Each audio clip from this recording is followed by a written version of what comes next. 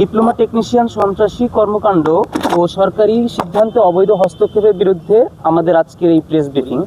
আমরা শাহজালাল বিজ্ঞান ও প্রযুক্তি বিশ্ববিদ্যালয়ের শিক্ষার্থীরা গভীর উদ্বেগ ও তীব্র ক্ষোভের সাথে লক্ষ্য করছি যে institution of diploma engineers Bangladesh IDEB এর আহ্বায়ক জনাব কবির হোসেন ও অন্যান্য নেতৃবৃন্দ তাদের ব্যক্তিগত ও গোষ্ঠীগত স্বার্থ হাসিলের জন্য দেশের স্থিতিশীলতা ও আসন্ন জাতীয় নির্বাচন বানচালের এক সুপরিকল্পিত রাষ্ট্রদ্রোহী চক্রান্তে লিপ্ত হয়েছেন। তাদের চলমান কার্যক্রম এখন আর কোনো সাধারণ পেশাগত দাবির মধ্যে সীমাবদ্ধ নয়, বরং এটি একটি সুসংগঠিত সন্ত্রাস, নাশকতা ও অরাজকতা সৃষ্টির মাধ্যমে দেশকে অস্থিতিশীল করার গভীর রাজনৈতিক ষড়যন্ত্রের রূপ নিয়েছে। এই ধরনের কর্মকাণ্ড দেশের গণতান্ত্রিক প্রক্রিয়া ও জাতীয় নিরাপত্তার জন্য সরাসরি হুমকি স্বরূপ। আমরা মনে করি একটি স্বাধীন সার্বভৌম রাষ্ট্রে কোনো সন্ত্রাসী গোষ্ঠী কৌশল অবলম্বন করে রাষ্ট্রযন্ত্রকে জিম্মি করতে পারে না। প্রকৌশল খাতে মেধাভিত্তিক সংস্কারের জন্য যে যৌক্তিক দাবি উঠেছে সেটিকে ভিন্ন খাতে প্রবাহিত করে আইডিইবি নেতৃত্ব রাষ্ট্রবিরোধী কর্মকাণ্ডে লিপ্ত হয়েছে। উল্লেখ্য যে গত 27শে জানুয়ারি 2026 তারিখে মন্ত্রণালয়ের চূড়ান্ত মিটিংয়ে বিএসসি ইঞ্জিনিয়ারদের জন্য 33% এবং ডিপ্লোমাধারীদের জন্য 67% বরাদ্দের সিদ্ধান্ত হয়। এই সিদ্ধান্তেও প্রকৃত ন্যায় বিচার নিশ্চিত হয়নি, বরং এটি মেধাবী বিএসসি ইঞ্জিনিয়ারদের প্রতি চরম বৈষম্যমূলক। আমরা বিশ্বাস করি শতভাগ মেধার ভিত্তিতে নিয়োগই সংকটের একমাত্র সমাধান। এরই ধারাবাহিকতায় গত 28শে জানুয়ারি 2026 তারিখে আইডিইবির আহ্বায়ক জনাব কবির হোসেন সরকারকে হুমকি দিয়ে চিঠি পাঠিয়েছেন যে 100% কোটা বরাদ্দ না করা হলে তারা নির্বাচন বানচাল করবেন এবং সারা দেশে নাশকতা চালাবেন। সাবিপ্রবী শিক্ষার্থীরা সুস্পষ্টভাবে লক্ষ্য করছে যে তারা 2013 সালের মতোই অগণতান্ত্রিক ও সন্ত্রাসী কৌশল অনুসরণ করা শুরু করেছে।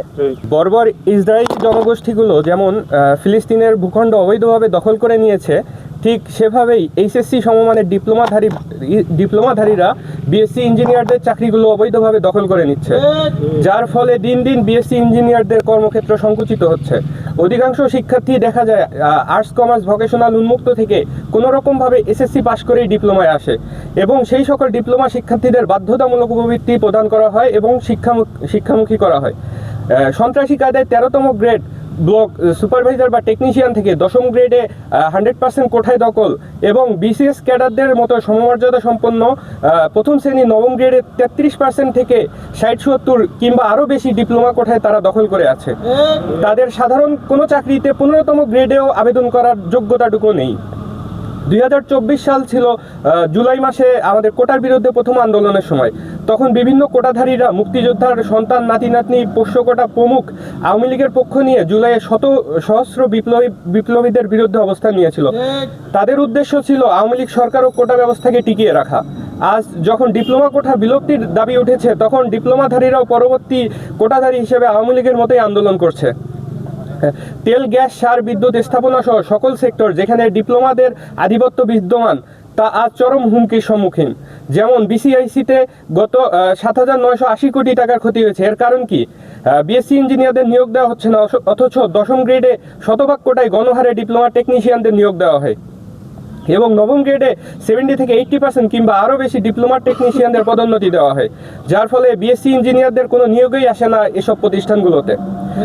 যারা কিনা জানেই না ইউরিয়া সার অর্গানিক না ইনঅর্গানিক কিংবা অন্যান্য প্রিন্সিপাল কিভাবে কাজ করে, তাদেরকে কিভাবে এসব সেক্টরে নিয়োগ দেওয়া হচ্ছে। বিদ্যুৎ শিল্পে যথাযথ উৎপাদন সম্ভব হচ্ছে না। যেমন ডেসকোতে গত 2 বছরে 630 কোটি টাকার ক্ষতি। কারণ কিন্তু একই, 9ম গ্রেড সহ উপরের দিকে ডিপ্লোমা টেকনিশিয়ানদের সংখ্যা ইঞ্জিনিয়ারদের তুলনায় অনেক বেশি এবং যার ফলে গুরুত্বপূর্ণ অপারেশন এবং মেনটেন্যান্স সহ সকল কাজে ডিপ্লোমা টেকনিশিয়ানরাই নেতৃত্ব দেয়।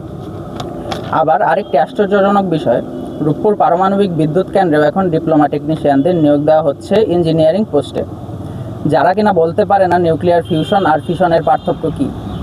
এমন অযোগ্য লোকের কারণে যদি রাশিয়ার চেরনোবিলের মতো কোনো পারমাণবিক দুর্ঘটনা ঘটে, তবে কি বাংলাদেশ এই ক্ষয়ক্ষতি পুষিয়ে নিতে পারবে?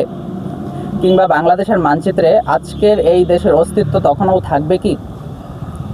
ডিপ্লোমা কোটা যদি না থাকতো, সরকারি চাকরিতে ডিপ্লোমাদের এমন ইসরায়েলি আগ্রাসন থাকতো না এবং যে উদ্দেশ্যে কারিগরি শিক্ষা তৈরি হয়েছিল তার বাইরে তাদের কোনো হস্তক্ষেপ থাকতো না। যোগ্য লোকেরা চাকরি পেত এবং দেশের মেধা ও সম্পদের যথাযথ ব্যবহার হতো। সেই সাথে এমন খবর আসতো না যে শ্রমিক থেকে প্রকৌশলী কিংবা ড্রাইভার থেকে প্রকৌশলী হয়ে যাচ্ছে। ইনশাআল্লাহ সামনে এমন একদিন আসবে যখন বাংলাদেশে কোনো ডিপ্লোমা কোটা থাকবে না।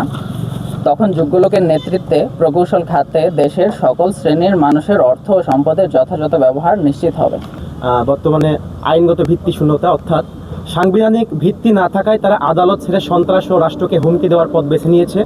জনদুর্ভোগ সৃষ্টি, গাজীপুর সহ সারা দেশে তাদের অবরোধ সাধারণ মানুষের মৌলিক অধিকার ও নিরাপত্তা বিঘ্নিত করেছে। নির্বাচন বানচালের ষড়যন্ত্র, যখন দেশে একটি স্বচ্ছ নির্বাচনের দিকে এগোচ্ছে তখন এই হুমকি সরাসরি রাষ্ট্রদ্রোহিতার শামিল। প্রশাসনের সরকার প্রতি আমাদের আকুল আহ্বান, রাষ্ট্র ও গণতান্ত্রিক প্রক্রিয়াকে হুমকি দানকারী আইডিবি নেতাদের বিরুদ্ধে রাষ্ট্রদ্রোহিতার অভিযোগে কঠোর ব্যবস্থা নিতে হবে। এই আন্দোলনের পেছনে রাজনৈতিক পৃষ্ঠপোষকতা ও অর্থায়নের উৎস তদন্ত করে জনসম্মুখে তা প্রকাশ করতে হবে। দেশের উন্নয়ন ও স্থিতিশীলতা রক্ষার স্বার্থে এই সন্ত্রাসী আন্দোলন কঠোরভাবে দমন করতে হবে। আমাদের প্রকৌশলী অধিকার আন্দোলনের 3 দফা। প্রথম দফা হচ্ছে নবম গ্রেড সহকারী প্রকৌশলী কিংবা সমমান পদ শুধুমাত্র বিএসসি ইঞ্জিনিয়ারদের সরাসরি পরীক্ষার মাধ্যমে নিয়োগ দিতে হবে। কোনো প্রকার ডিপ্লোমা টেকনিশিয়ানদেরকে প্রমোশন দেওয়া যাবে না। আমাদের দ্বিতীয় দফা দাবি হচ্ছে 10ম গ্রেড সাব অ্যাসিস্ট্যান্ট ইঞ্জিনিয়ার কিংবা সমমান পদ সবার জন্য উন্মুক্ত করতে হবে। আমাদের 3য় নম্বর দাবি হচ্ছে ইঞ্জিনিয়ার পদবি শুধুমাত্র বিএসসি ইঞ্জিনিয়ারদের জন্য সংরক্ষিত থাকতে হবে এবং এটার জন্য আইন প্রতিষ্ঠা করতে হবে। আমরা বিগত সময় মেডিকেল সেক্টরে দেখেছি তাদের জন্য একটি ল ক্রিয়েট করা হয়েছে। কেউ যদি ডিপ্লোমাধারী ডাক্তার পদবি ইউজ করে তাদের জন্য 50,000 টাকা জরিমানা করা হয়। আমরাও চাচ্ছি যে কোনো ডিপ্লোমা টেকনিশিয়ান যদি সরাসরি ইঞ্জিনিয়ার পদবি ইউজ করে তাদের জন্য এরকম জরিমানায় আওতা আনতে হবে। আমাদের প্রকৌশলী অধিকার আন্দোলন সাবিপ্রবি এবং অন্যান্য ক্যাম্পাস, বুয়েট, চুয়েট, রুয়েট, কুয়েট, অন্যান্য বিজ্ঞান প্রযুক্তি বিশ্ববিদ্যালয় এবং ইঞ্জিনিয়ার কলেজ আমাদের 3 দফা দাবি আদায় না হওয়ার পর্যন্ত প্রকৌশলী অধিকার আন্দোলনের সাথে থাকবে এবং মাঠ পর্যায়ে আমরা আন্দোলন চালিয়ে যাব।